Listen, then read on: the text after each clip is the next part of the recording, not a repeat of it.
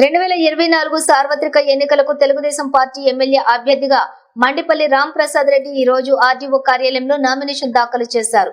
Nomination అనంతరం నిర్వహించిన ర్యాలీలో మాజీ ముఖ్యమంత్రి రాజంపేట పార్లమెంటరీ ఎన్డీఏ కూటమి అభ్యర్థి నల్లారి కిరణ్ కుమార్ రెడ్డి, అన్నమయ్య జిల్లా అధ్యక్షులు జగన్మోహన్ రాజు, పీలేరు ఎమ్మెల్యే అభ్యర్థి నల్లారి కిషోర్ కుమార్ రెడ్డి, ధర్మవరం జనసేన పార్టీ ఇన్ఛార్జి చిలక మధుసూదన్ రెడ్డి పాల్గొన్నారు.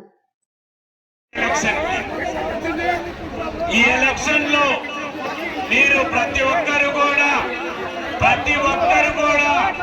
మీరు మీ అమూల్యమైన ఓటుని మిత్రుడు రామ్ ప్రసాద్ రెడ్డికి సైకిల్ గుర్తుకేసి మీరందరూ కూడా గెలిపించాల్సిన అవసరం ఖచ్చితంగా చేసిన రాయచోటి తెలుగుదేశం పార్టీ తమ్ముళ్లకు, అలాగే మండిపల్లి అభిమానులకు, రాయచోటి ప్రజలకు ప్రతి ఒక్కరికి పాదాభివందనాలు తెలియజేసుకుంటూ నేను మొదలు పెడుతున్నా. ఎన్నడూ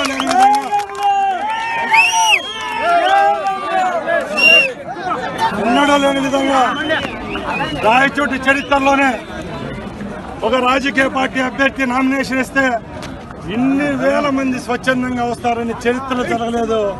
ఈ రోజు మీరంతా కన్నులారా చూశారు. ఈ రోజు నా నామినేషన్ పర్వానికి ఇచ్చేసిన వేలాది మంది కార్యకర్తలు వాళ్ళ మనసులో, వాళ్ళ కళ్ళల్లో చూసిన భావనే ఇక్కడ నా గెలుపు తేలిపోయింది.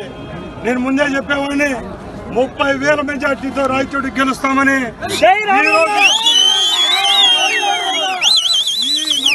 కార్యక్రమాన్ని చూసి చెప్తున్నా, ఇంకా 20,000 పెరిగాయి. 50,000 మెజార్టీతో నేనేదో నన్ను పొగుడుకోవడంలే.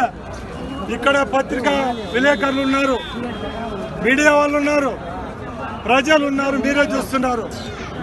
46 డిగ్రీల వేసవిని కూడా లెక్క చేయకుండా స్వచ్ఛందంగా గ్రామాల నుంచి తరలి వచ్చిన వేలాది మంది ప్రజలు, కార్యకర్తలు.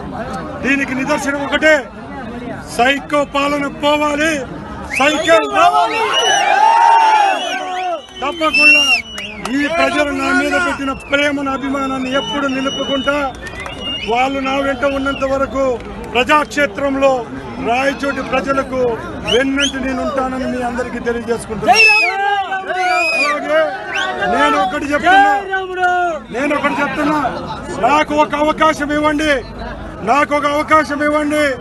తప్పకుండా ఈ రాయచోటి ప్రాంతాన్ని అభివృద్ధి చేసి చూపిస్తా.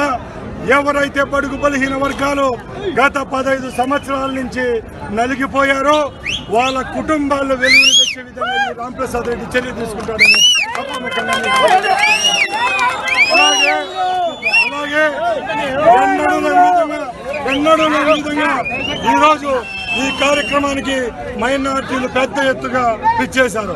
వాళ్ళందరికీ నేను చెప్తున్నా, ఈరోజు మీరు ఏ నమ్మకంతో మా వెనకాల నడిచారు, తప్పకుండా ఈ కల్లిబొల్లి మాటలు చెప్పకుండా, మిమ్మల్ని హింసించకుండా రాబోయే కాలంలో మీ అభ్యున్నతికి మైనార్టీ సోదరులందరికీ నేను ఉంటానని సభ్యముఖంగా తెలియజేస్తున్నాను.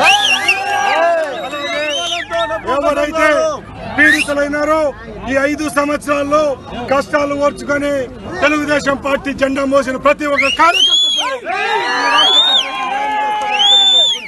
మరొక్కసారి అందరికీ పాదాభివందనాలు తెలియజేస్తున్నాను.